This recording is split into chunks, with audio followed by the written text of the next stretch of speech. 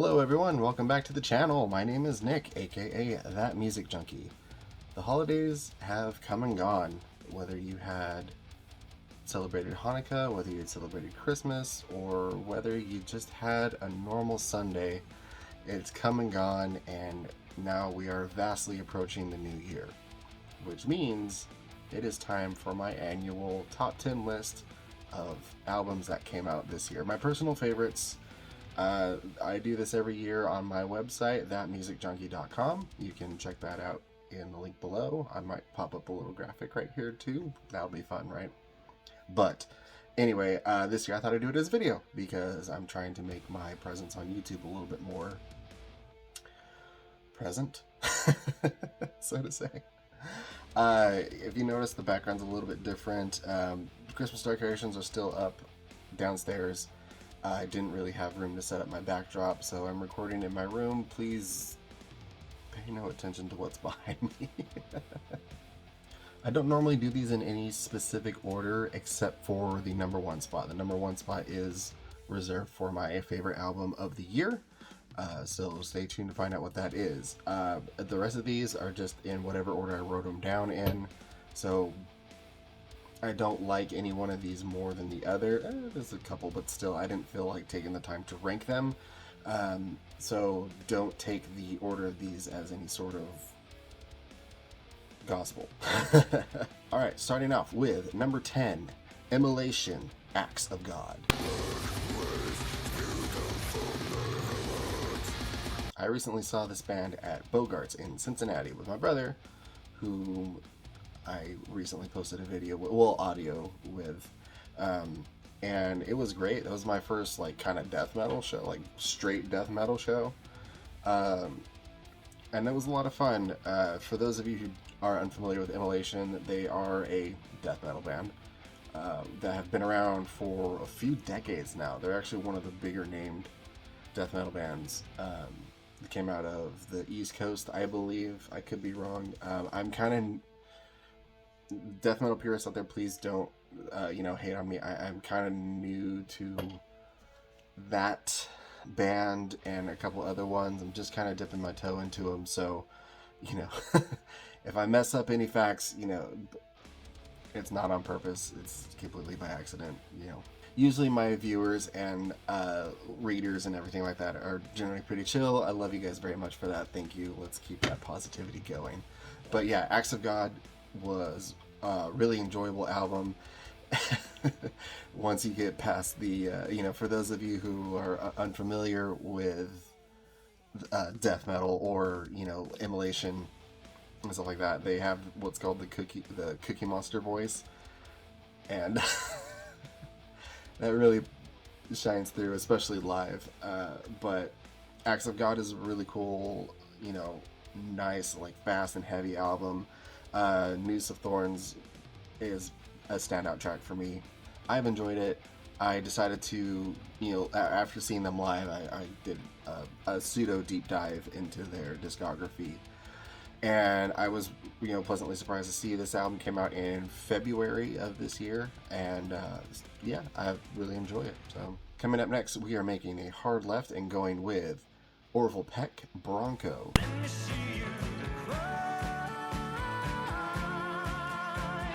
My favorite masked cowboy. I got into Orville Peck pretty much as soon as he debuted, so to say, with his first album, Pony. I heard it and was immediately hooked. I talked about him before in my top 10 albums that you should have in your collection video. If you haven't watched that, you can check it out here. Pony, upon first listening, I immediately loved it. Which is saying something because I'm not huge into country music. I've talked about that before, so I don't want to repeat myself, but there's something about Orville Peck, I think, because he has that crooning voice. It's not the overproduced or diet rock kind of wannabe pop or even hip hop that modern country is turning into. Looking at you, Upchurch.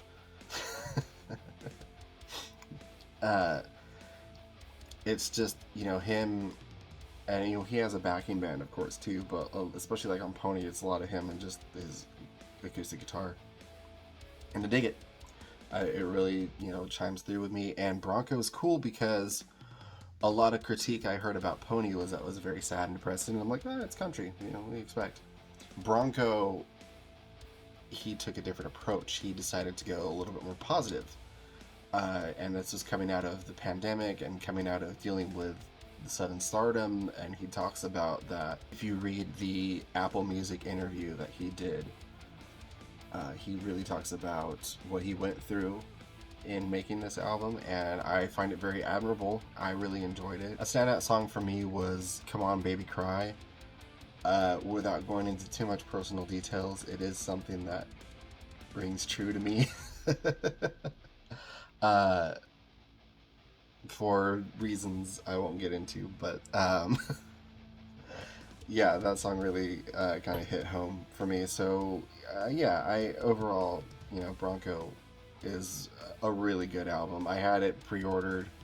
I would love to get Pony on vinyl. I have it on CD, as well as his EP Show Pony, which he did a song with the legendary Shania Twain, and that's really enjoyable too.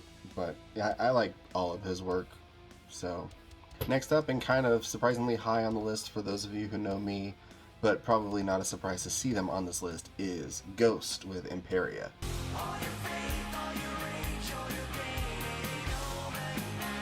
I like Ghost. I've loved Ghost for a long time.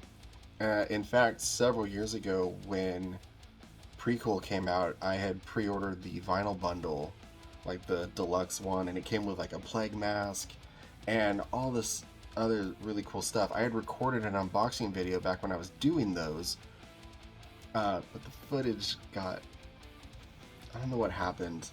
It got corrupted, or it like stopped recording, and there was just so much around it. This is back before I started doing YouTube more consistently, so I got frustrated with it and I just like left it. So I never posted that video. But I had a lot of fun. I enjoyed Prequel, especially as time went on, because I had to adjust to their change in sound, because they were, for those of you who are kind of unfamiliar with Ghost, they have this kind of building lore and story where he's Papa Emeritus, well, Cornucopia, it's a long story. They're building this story of kind of breaking into the mainstream and all that stuff. And what's funny about that is Arsenio Hall from 2 Minutes to Late Night said this, and I think it describes Ghost perfectly. He said this in the podcast that they used to do, 2 Minutes to Podcast, 2 Minutes to Podcast, 2 Minutes to Pod Night, something like that. He hit the nail on the head when he said, what's the most evil thing a rock band can do? Sell out.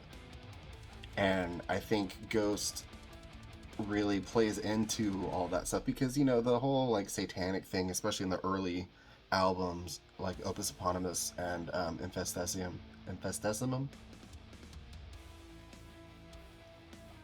whatever that one's called. They're like deeply satanic sounding, but when you have to take a second step back and realize that that's tongue-in-cheek. Like the whole satanic thing about that Ghost has done is very like, it's almost like a commentary on like religion and all that stuff. And I'm not going to get into all that because that's not what this channel has ever been about. But so I think them going into that more kind of bombastic and large arena sounding and mainstream tones that they've taken in Prequel and now in Imperia, I think it plays right into that selling out shtick and commentary on the music industry and rock bands and all that stuff. So that was very long-winded, and I know I didn't really talk about the album too much. It took me a while to get into it. because like that first, not the opening track, which is instrumental, but the next one after that, which is Kaiserian, is very very like kind of hard to arena rock-esque, very mainstream, very 80s sounding. It sounds like something it sounds like something you would hear at an Amway convention. For those of you who know what Amway is. But there are a lot of standout tracks on the album that's just stellar. Like, I like Spillways personally, but Call Me a Little Sunshine and Hunter's Moon. But those songs in particular stand out, and I really like them. 20s is whatever, but Spillways is probably my go-to on that one. So yeah, Ghost Imperia, that's a good one. Alright, next up on the list is a band I didn't think I'd ever be talking about again when it comes to new music, and that is Off. And they're back with their latest album called Free LSD.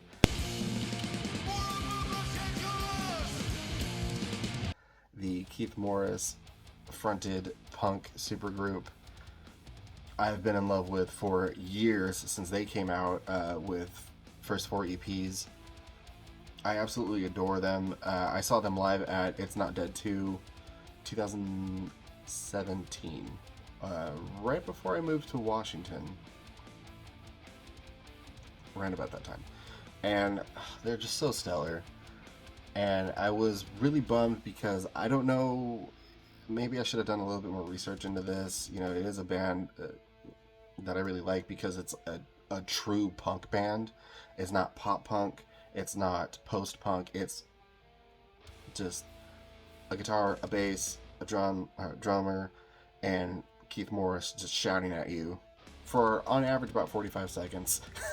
and that's the song, and that's great. That's real punk.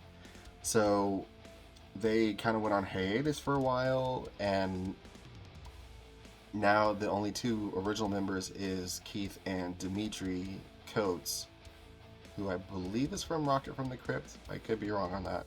Anyway, they went on hiatus for a while. There was going to be a motion picture about them called Watermelon, and I think that fell through, or something like that.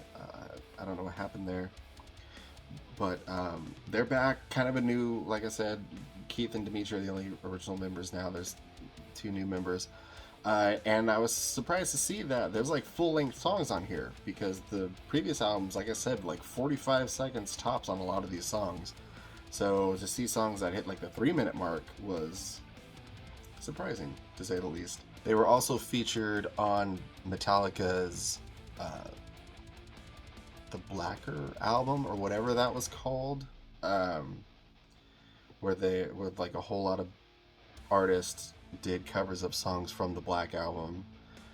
They were on there with Holier Than Thou, which I think is an awesome song, both by Metallica and the Off version.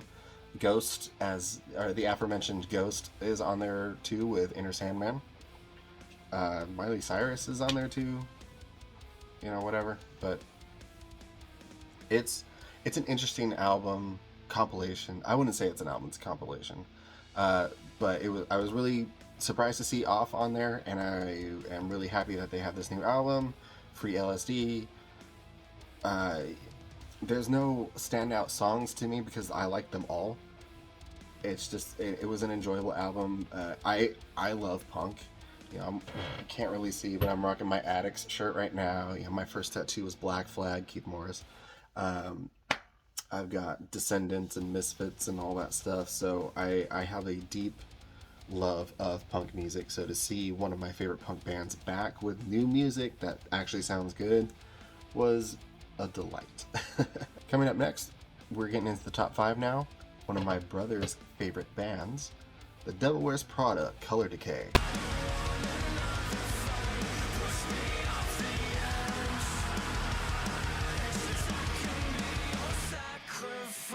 I've seen Prada 3 times, I think it is, and 2 of those times was with my brother, so they're actually fairly recently since I moved out here to Kentucky.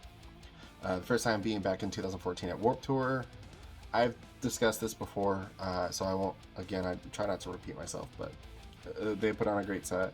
I never really got too much into them until I kind of moved back out here and saw them a couple more times.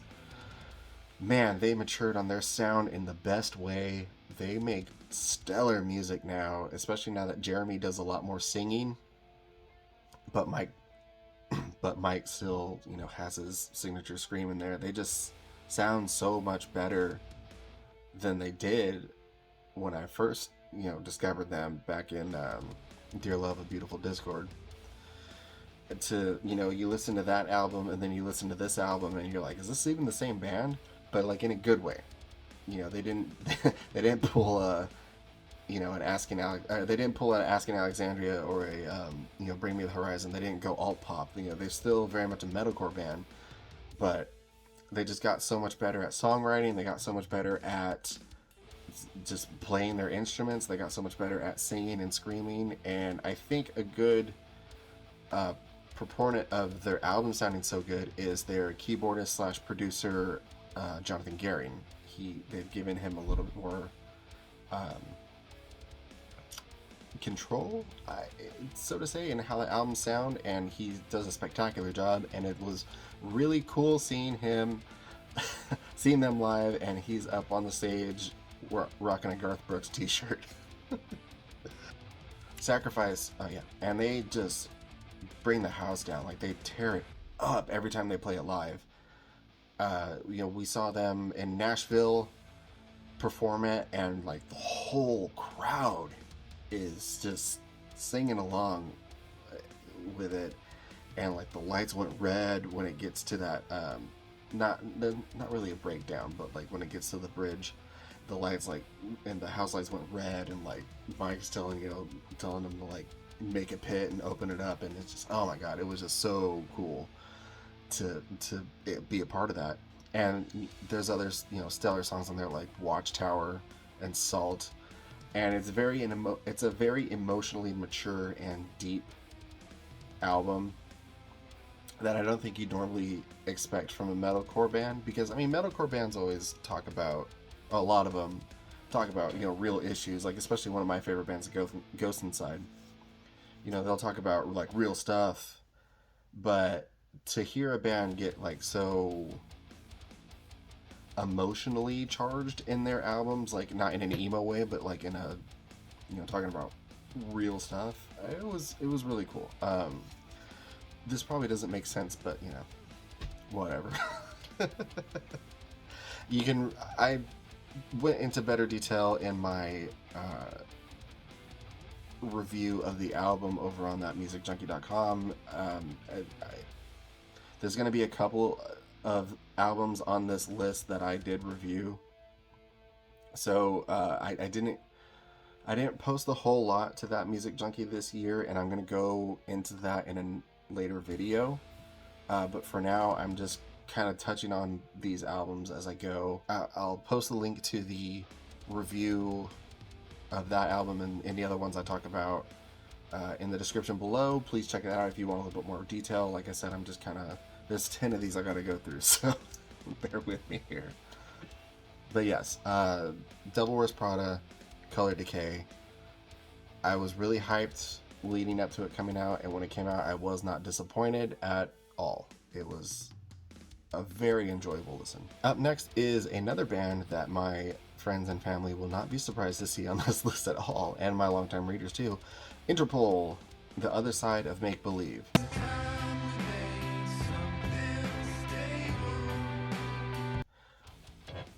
Now, I must admit, I almost did not include this album on the list because I didn't like it at first. And that's saying something, because I love Interpol.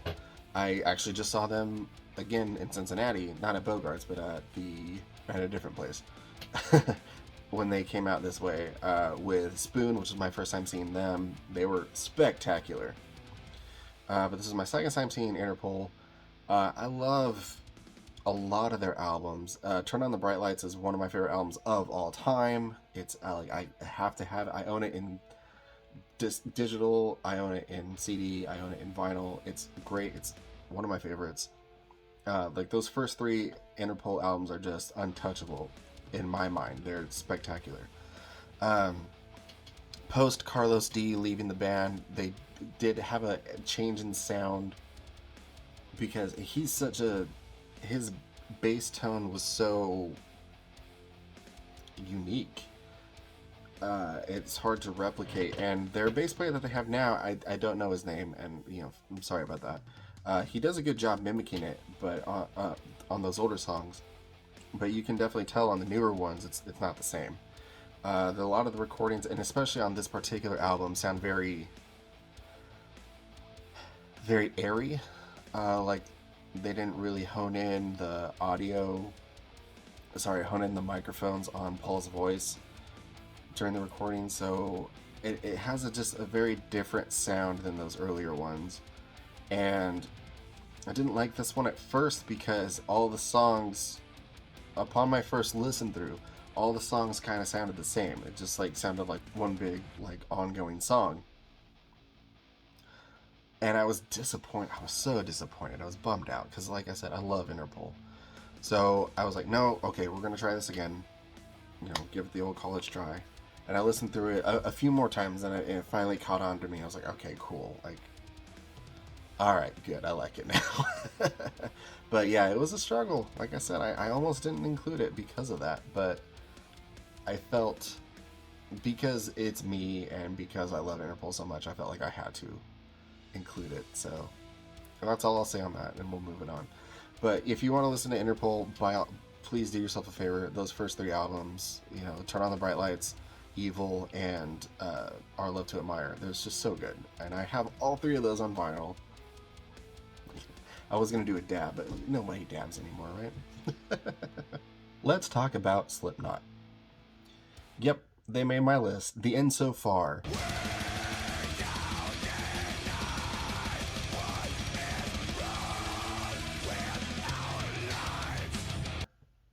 It's their latest studio album, and what might be their last studio album, if we are to believe percussionist Chris, aka Clown, on what he had to say. He said he was uncertain about, not that the band's breaking up by any means, but that they might not release full albums anymore. They might just stick to singles.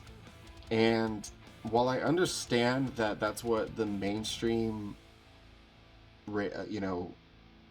music industry is pushing for whatever reason, I guess, I don't know, maybe Gen Z and is just, they don't have the attention span for full albums. I don't know. I don't like it personally, but I don't want this to be an old man yelling at cloud situation. But yeah, he said they might just do singles from now on, and that's kind of a bummer. So titling their album The End So Far makes sense, because it was their end with Roadrunner Records, and it was the end possibly of studio albums from them, so I guess we'll see. But if you've listened to the album, you're gonna know what I'm talking about when I say I was very confused on my first listening through, because they dabbled into different metal genres and rock, kind of rock genres too, but because you have your Chapeltown Rag, which is a stellar song and probably my favorite on the album, is very early Iowa era Slipknot. But then you have other songs like Yen and I can't remember, but there's a couple of them that don't sound like Slipknot at all. They almost sound like Stone Sour or CMFT. But so and that opens the album. So at first I was like, oh no, I'm not gonna like this. And then it kicks through with the Dying Song and, like I said, the Chapeltown Rag, and I'm like, okay, cool. We're good. I like it. This is another one I did a full review of over on thatmusicjunkie.com. If you want more of my insight on that, please just check out that article. But hey, it's on the list, so there we go. Next up is another band that I never thought I would be talking about new music for, the Mars Volta.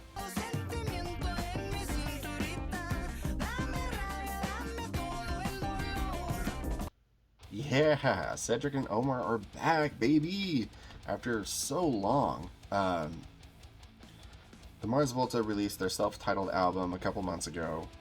I did my review on there, and I was surprised because it was another one like Slipknot. It didn't sound like, or I should, Slipknot and Ghost. It didn't sound like a lot of their earlier stuff.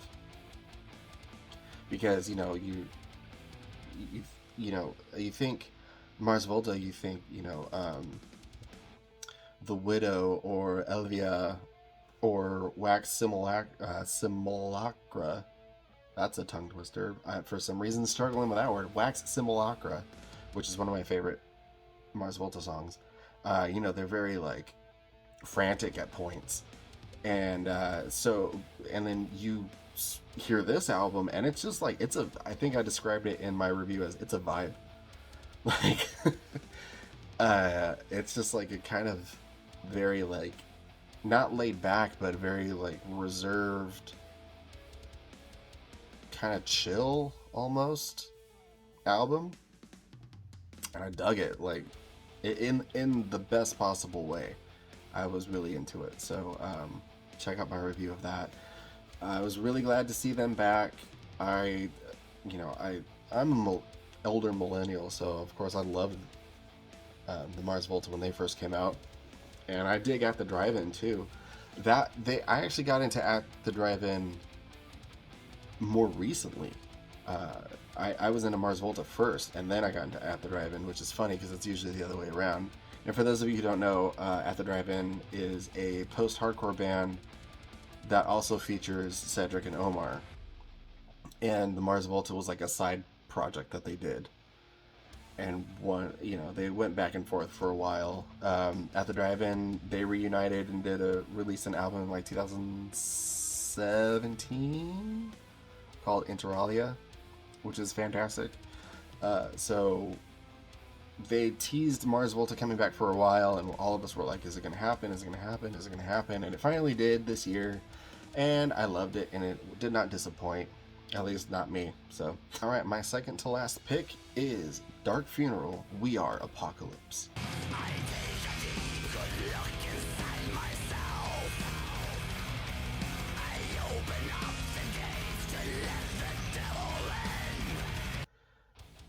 I never thought I would ever talk about a black metal band being in my top 10 favorites, because for the longest time I was not into black metal. You can thank my brother for that, or for me being into it now. I saw them live. They were one of the bands that played with Immolation, which I talked about before, at Bogart's, and oh my gosh, like their stage presence was so killer. Their frontman, their lead singer, just has like a stage presence that's fantastic. He's one of those guys like Matt Heffy from Trivium that has, I don't want to say total control over the audience, but like he has a commanding presence, and I really dug it. And one of my favorite people to follow on Instagram is Lord Armin, who is like the founding member of the band. He's the guitarist. He's great. He's so funny because, you'll see him in his corpse paint and, just like, Satan. And then, like, the next picture will be him at, like, Cracker Barrel. And it's so funny, and I love it so much. That show, it was Black Anvil opened, followed by Immolation, then Dark Funeral, then Cannibal Corpse. So that was the most intense show, metal-wise, I had ever been to. Up to that point, that was my first experience with like a black metal band, or black metal bands and death metal bands not at a festival. So seeing them, I was like, okay, cool, I'm gonna go check these bands out and see what I think, because one of the reasons I was so apprehensive about black metal for so long is my only experience with them prior, or with the genre prior, was like early Mayhem albums, and even Dark Throne albums, which have like atrocious audio recording. And I guess that's like the point, at least some of those like first or second waves of black metal. But so me being kind of picky when it comes to how things sound, it was a huge, like, I was against it for the longest time. But then I finally decided, okay, I really liked watching Dark Throne, so I'm going to listen to this album, and I loved it immediately. Because I was like, okay, great, this has awesome audio quality, and they put on a hell of a show. So, cool, I like Dark Funeral. Apologies, Dark Funeral is who I'm talking about, not Dark Throne, who also had an album come out this year. It was also really good. And that kind of led me into checking out other bands like, well, Dark Throne and Emperor. I find I really like that band too. There's a couple others, but we're not going to talk about them. But yeah, We Are Apocalypse, stellar album. Let the Devil In is a standout song for me. I really liked that one.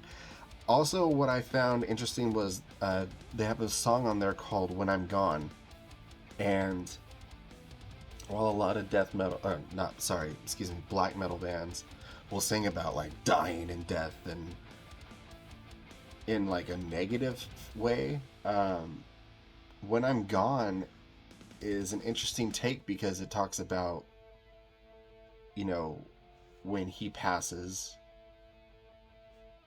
and the person he's singing to, like, what, you know, when that happens, you know, like, don't forget him and all that stuff. And it's kind of introspective and thought-provoking, which I did not expect from a black metal band. I thought it was all just going to be Satan, Satan, Satan, Satan, Satan.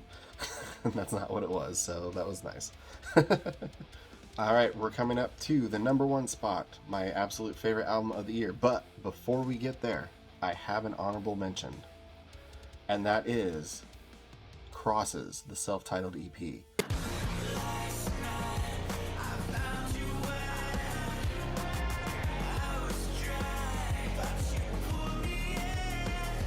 Oh my god, I love this EP so much. And the reason it is a honorable mention and not on the list is because it just came out like 2 weeks ago as of recording this. It came out at the beginning of December. And I didn't think that would be... I mean, I've listened to it a lot since it came out. Almost nonstop. And I was really tempted to put it on here, but I decided I would just leave it as an honorable mention and put albums I have a little bit more time with on the list instead. But, you know, I love Crosses. I fell in love with them when that first album came out. I saw it 2014, I think is when it came out. And I saw it in passing at Best Buy in Palmdale, California when they still sold CDs. And I was like, what's this? And I checked it out. I was like, oh, Chino from Deftones? Okay, cool. And I remember taking it out and I popped it in my CD player and in my car, in my Mazda 626. And I was like, wait, am I listening to Depeche Mode right now? And it was this cool like throwback to that kind of like 80s dark wave post-punk sound while still being modern with Chino's awesome voice and Sean Lopez's producing, and Chuck Doom, I believe, played bass on it in that first album. Chuck Doom's not with the band anymore. Him and Sean Lopez had a bit of a falling out. But from 2014 to 2020, there was nothing from them. And I was really bummed out because, like I said, I loved that first album. And then they dropped on Christmas Day 2020, they dropped a cover of the song The Beginning of the End, which I was like, yes, Crosses, finally, thank you. And I've listened, that song is great, by the way. Check it out. And then 2021, they released another cover, this time of Q Lazarus's Goodbye Horses, iconic song. It's okay. Not as good as the previous cover, but I like that song to begin with. The Airborne Toxic event does a great cover of it. Honestly, the part that lost me is like kind of the end, but other than that, it's a good cover. And then earlier this year, they released a 2-song EP, Anticipation, and I don't remember what the other song is.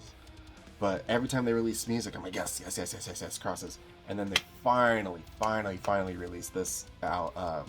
It's not a full album, it's an EP. It's only like 5 or 6 songs. But the the first single they released off it was called Vivian, and I kid you not, I listened to that song every day for a solid week. I loved it so much. I still love it.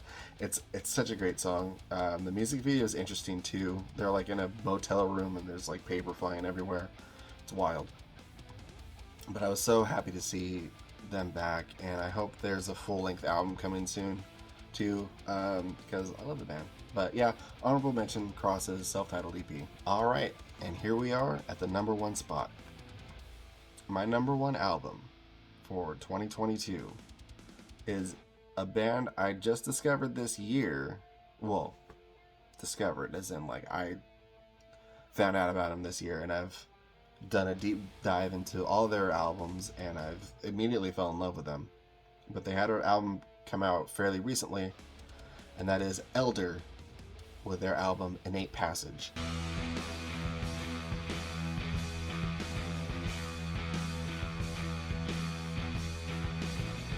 Man, I love me some stoner rock. While I personally am not a stoner, I do have a deep appreciation for stoner rock, stoner metal, doom metal, even drone to a point. I have to be in the right mood for that though. But I've mentioned this in a previous video. I just love heavy sounds. It's like that heavy distorted guitars, heavy distorted bass, just thundering drums. Like, I love it. It's my jam. So when I discovered Elder, they like ticked all those boxes. So I was all in from the first album I listened to, which was Dead Roots Stirring. And then, going into the deep dive of them, I discovered Reflections of a Floating World, which is so good. And then, honestly, everything they've released, I've thoroughly enjoyed. So, seeing this band that I discovered and I, fell in love with almost immediately, seeing them come out with a new album, I was like, oh, great, perfect. This works out great. And it's just, man, just that opening track, I'm gonna mess this up. It's hard to say. It's Catastasis. I think that's how you say it. It's like a 10-minute long song, but I love the guitar work on it, and it's just like, it sets the mood for the whole album, and I loved it immediately, and I listened to that a couple times. I remember I actually went to, my son had stayed with my mom and dad for a couple days, and then I drove to meet up with them and bring it back. So on the way back home, I put the album on, and at one point he looked over from the back seat. He's like, "Is this still the first song?" I'm like, "Yep, sure is, bud." He kind of likes. He thinks it's kind of cool when bands have long songs. So yes, I have shown him certain Tool songs. I'd still he's only 8. He's gonna be 9 soon, so I still monitor what he listens to. But I share my music passion with him, and he likes EDM, which is interesting, but he likes a couple other things too, so we'll see. Anyway, off topic. But yeah, Innate Passage, it's my number one pick. I loved it so much, and I still continue to listen to it. You should check it out. It's really good. I know I keep looking over here, and my camera's over here. I'm sorry about that. I'm not recording on my usual device, so again, we're kind of winging it right now, guys. So, and that's it. That was my top 10 list of albums that came out in 2022. This is an annual thing I've done on thatmusicjunkie.com. It's always been an article I've written, and like I said, this time I decided to do it as a video. So I hope you enjoyed it. It might have seemed a little hectic and disorganized, and again, I apologize about that, but coming down with the holidays and all that stuff, it's been a weird time around here. If you look for, keep your eye out for a future video I'm going to be doing. I'm going to kind of be discussing a lot of things that have been going on behind the scenes here at That Music Junkie Industries and what to look forward to in the future for 2023. Thank you for watching this video. If you enjoyed it, please do, that thing that YouTube likes, please make sure that you like, comment, and subscribe. It helps me out. It helps YouTube know that, like, hey, we like videos like this, and it pushes it more to an a broader audience. Uh, and I hope to, reach more people. I would absolutely love to know what your favorite albums were that came out this year. Please comment below. Let me know what they were. I will read all of them because I like discussing music. Obviously, that's why I did this. If you like what I do, you like videos like this, you like my other videos, it would you could really help me out, help the channel out. Check out thatmusicjunkie.com for more content, album reviews, interviews, and stuff like that. But even more so, check out my Patreon, patreon.com/themusicjunkie. I know. But uh, I have a couple of different reward tiers there where you get exclusive access to stuff, and when I'll start doing credits, and you'll get your name in those credits. And I do a series where I talk about the albums that I listened to in junior high and high school. And one of the reward tiers on there that I just added is, if you're at that particular tier, I'll talk about an album that you listen to, or I'll, do a review of your favorite album. And we'll talk about that and have a conversation and stuff like that. But if you could check that out, if you're able to, it really helps me out. Otherwise, just like I said, like, comment, subscribe, share this video with everyone you know. Anything you can do, it really helps. And I deeply, deeply appreciate all of my viewers. You guys are so fantastic, and being able to do this for you guys genuinely puts a smile on my face, and it makes me happy. So yeah, and until next time, I'll see you in the next video.